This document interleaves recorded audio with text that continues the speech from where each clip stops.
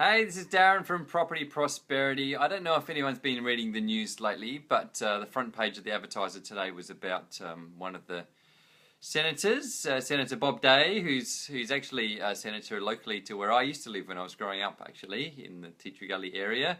And unfortunately, his business hasn't gone too well for him. He started out with a company called Homestead Homes back probably 30, 40 years ago now, and then he expanded Australia-wide and he bought a few businesses, other building companies around Australia, and was looking at expanding. Unfortunately, the most recent company he purchased, hey Isaac, thanks for joining.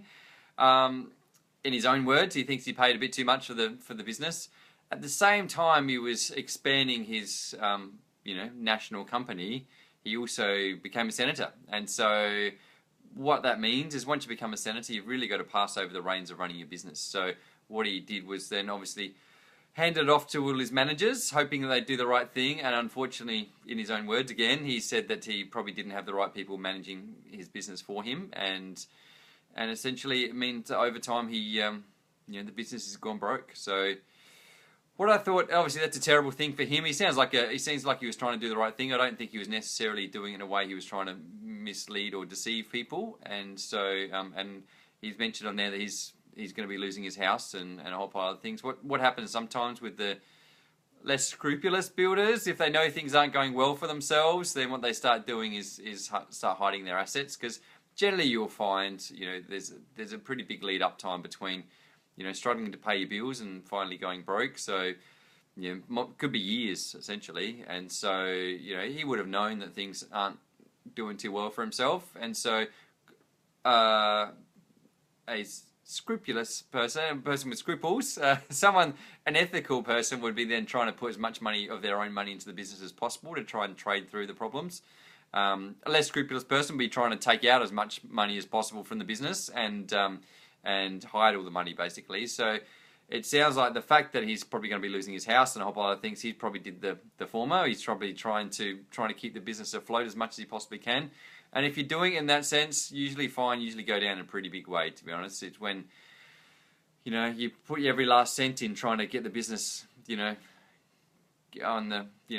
get work through their troubles, I suppose, and then eventually you just can't really, you just run out of cash. And he had millions of dollars in debts, which you just can't come back from there, basically. And the other thing, if you watch my previous episode, I mentioned with the fact that as soon as it gets out in the public that you're struggling to pay your bills and things aren't going too well, then no clients want to sign up with you, and so essentially that loses any future business you might get, which is going to help you be able to pay your bills. And so it's just a cycle then, and before you know it, you just can't get out of it. And so that's essentially what happened in his situation. But today I thought what I'd do is have a bit of a chat to you about what happens if you're a customer and something like that happens. So first thing to understand is it doesn't happen quickly. So the thing you're going to find with a builder that's not going too well financially is you'll start to see big delays in your construction of your houses.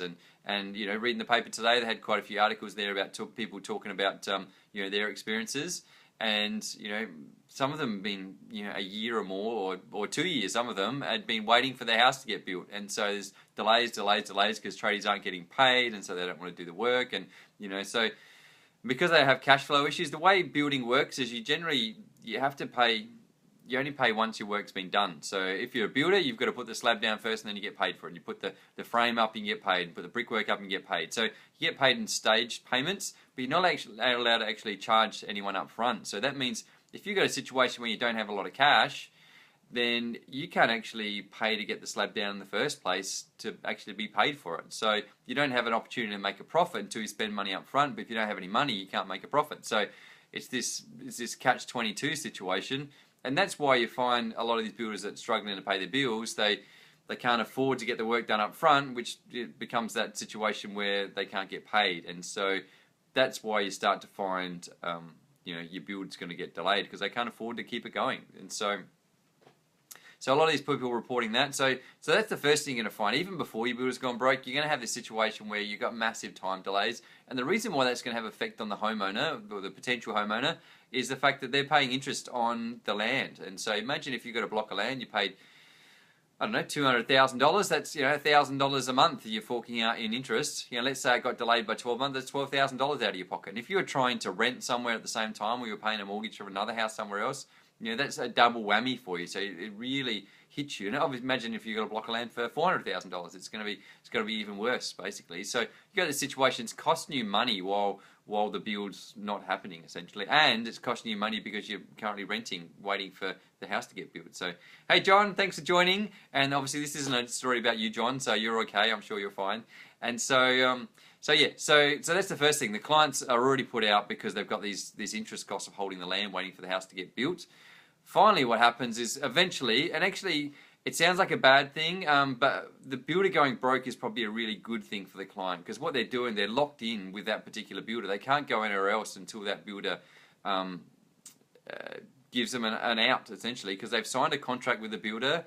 It's really hard to get out of the contract unless the builder hasn't fulfilled their obligations. And there is a degree of leeway as far as time delays goes, and so you're just going to keep hanging around. Obviously, you've spent a lot of time and effort and money to get to the point where the house has started to get built. So if there is time delays, you're just going to hang around until it gets done. So, and that could be, it sounds a bit crazy, but I helped a client, their builder went broke, and it was a year and a half. They'd been waiting for their house to get built. Which seems a bit crazy in the sense that, how would someone wait a year and a half for their house to get built? But what were they going to do? They kept getting reasons why the house wasn't getting built, and they gave them a bit of leeway, and then they, obviously had meetings and conversations and talking backwards and forwards and looking at all the options, and, at the end of the day, when you keep doing that backwards and forwards and backwards and forwards and backwards and forwards, months and months can go past relatively quickly, and it gets to a certain point, and they've got to get the house built anyway, so they've just got to give the builder some leeway. So you can sort of see, why when eventually the builder does go broke and then that contract then is null and void, they're probably relieved to a degree. They're thinking, finally, I can go and find someone else that can come and finish off this house for them. And they're probably not as focused on the money thing. They probably just accepted the fact that we're going to lose money out of this thing. We just need to go somewhere else and just get our house finished. And so it gets to a certain point where you're just over it. You just want to get it done, regardless of what the negative consequences are. So, and people talking about some of the articles I read today, that was their situation. They were just happy that they could just move on. So what happens when a builder goes broke? So when you sign up with a builder, by law, they're meant to get something called professional indemnity insurance. That covers you if they go broke, or if they die, or if they do a runner. So the good thing about that is it's sort of going to help you find the next builder. The thing to understand, just like I explained to you before, you only pay for things after they've been done. So in theory, the builder shouldn't owe you any money because you're never paying for anything up front. So when the builder goes broke, you're not owed any money. So it shouldn't have really any effect on you as a client.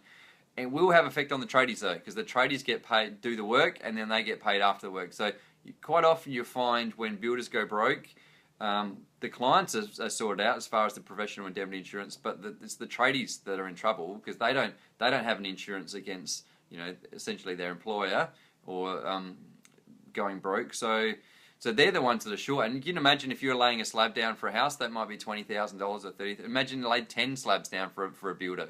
That's 20,000 times by 10. $200,000 you're owed. So it can be quite easily, the numbers can rack up really big. And you imagine if you're a builder, if you're a tradie, that's what you do every day, and then you've had to fork out the money up front in the understanding you're going to get paid, and you don't get paid, and it's tens of thousands, if not hundreds of thousands of dollars.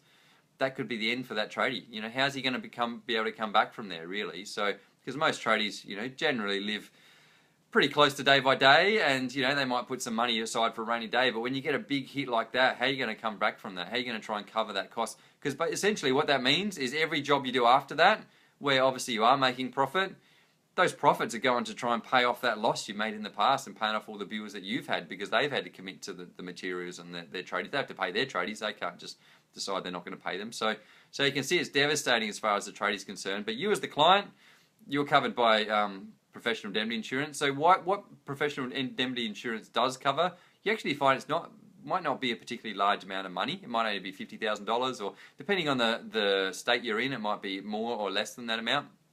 The reason it's not a particularly large amount of money is because, like I said, you haven't actually paid out for anything. But the reason why they're giving you some money is because what happens is when you go to find another builder to help you finish off the house, they might actually charge you a premium to finish off the house. So they might not honour the original agreement you had with the builder and the original price you had with the builder. Hey Gulshan, thanks for joining. So that original price is null and void because the builder's not there anymore. And because it's a hassle, to be honest, for the new builder to come in, they're taking over all the obligations and the responsibility from that previous builder. So, you know, if the previous builder hadn't done their job correctly, or maybe hadn't built it up to as high a standard, or even they might have done a great job, but maybe it's taken a year to get to this point where the builder's gone broke, and that house was half finished for a year, and it was just sitting out in the weather. You imagine if you got a timber frame, or you know, maybe they put up some chip rock or something. Who knows? Something happened, and you got leaks in the house. Suddenly they've got to fix up the problems that happened in the past, and then they have to take on the job, and then they have to complete it. And so, and again, completing a half-finished off job might mean it's not as profitable as they otherwise would, and so they might charge you a premium to finish off the house. So you can see why that 50 grand or whatever it happens to be, more or less, is just going to cover the hassle factor for the builder of trying to fix up the past issues, and then try and give him a bit of a premium because of the fact he's trying to finish off your job. The other thing, like I said to you, the other thing to consider too is warranty issues. So my advice to people if their builder has gone broke is to get a building inspector to come in and inspect the property and just assess where things are at right now, because what you want is to have a clear definition between the old builder and the new builder, because sometimes you might find your new builder that comes in to finish off the house, they might warranty their work, but maybe they're not in a situation they're going to warranty the previous builder's work. So that's a question you want to ask to your new builder. Are you going to cover the warranty of the previous builder, or are you only going to cover the warranty of your work? And if the case is they're only going to cover the warranty of their work, then what you need to do then is make sure you have a clear differentiation between the old builder and the new builder, and you get a building inspector to come and give you advice and make sure, you know, at the end of the day, because the builder's gone broke, it's going to be hard to go back and claim anything. In theory, you know, the insurance company should try and cover some of these things, but again, it's such a grey area. My advice to you is probably get a really thorough building inspector to come in and have a good view of the property and just make sure there's not going to be any surprises down the track. Some of these things, though, will be hard to try and pick up. You know, let's say they've laid the slab down and maybe they've used, you know, the concrete is not, you know, they've watered down the concrete, or maybe they haven't put the right reinforcing bars inside the slab. You know, how are you going to actually know that? It's already happened. No one can get in there and have a look inside. So there potentially might be ramifications in the future, you know, the 10, 20 years time when there's cracking or something goes wrong. You know, who's liable for that? Is it the builder that finished off the house, or is it the previous builder that's not there anymore? So these are all questions to ask your insurance company, the professional indemnity insurance company. They're meant to be helping you through the process. Saying that, I had the experience of helping out a client that their builder went broke, and they referred to me to try and help them find another builder. Their insurance company was suggesting they go with another builder, and I was saying, hey, I probably wouldn't go with that builder because obviously I'm in the industry. I know how well or not so well builders are going, and I knew that other builder, the insurance company were recommending, were not in a very good financial position. And so fortunately for them, they took my advice and they ended up going with my builder, and we finished off the house and they were super happy. Saying that, the other people that took the insurance company's advice, they went with that building company, and that building company went broke too. And so you can imagine in that situation, you would have had a builder go broke twice, which is, it's like getting hit by lightning twice. It's just not a good experience for anybody, basically. So, and the other thing that is the thing to be very aware of, like I said to you before about the professional insurance company, professional indemnity insurance. We actually went to the shareholders meeting for those clients, and fortunately for my clients, they actually had professional indemnity insurance on their construction project, which is required by law. Some of the people at this shareholder, or at this meeting that they were talking about, stakeholders, I suppose, some of them actually didn't have professional indemnity insurance on their project. So again, by law, the builder is supposed to do that. For whatever reason, they decided not to. They didn't have any cover then, you know. And who are you going to go back to complain about that? Obviously, you can go back to the builder and sue them, saying that they, you know, broke the law by not, you know, having the responsibility of having professional indemnity insurance. But the builder's gone broke; they've got no money. So what are you going to do? So you can see there's a lot of things to consider if your builder has gone broke, and there's a lot of things to weigh up. But I suppose the most important thing is just to get your house finished as quickly as possible. If anyone wants any advice out there, if anyone's got that experience, or you're going through that experience, or you know someone that's going through that experience, feel free to get them to message me. I'm happy to try and point them through in the right direction and guide them through it. And if you know someone that's had that experience, then I'd love to hear from you, and I'd love to you to put a comment in the comment box and tell us about it. I know it's a horrible experience, so hopefully you never have to go through it, because it's just not good for anyone, basically. So if you've liked what I had to say, if your builder's gone broke, you probably won't like it. But if you have just found it interesting, then click on the like button. If you haven't liked it, still click on the like button, because I really appreciate it. And if you know someone that's struggling through this, feel free to get them to give me a call. Otherwise, if you want me to talk about something else in a future episode, then put a comment in the comment box, and I'm happy to chat. Thanks, John, for all the likes. You've been going like crazy. I really appreciate it, and I look forward to catching you all again next time. Bye for now.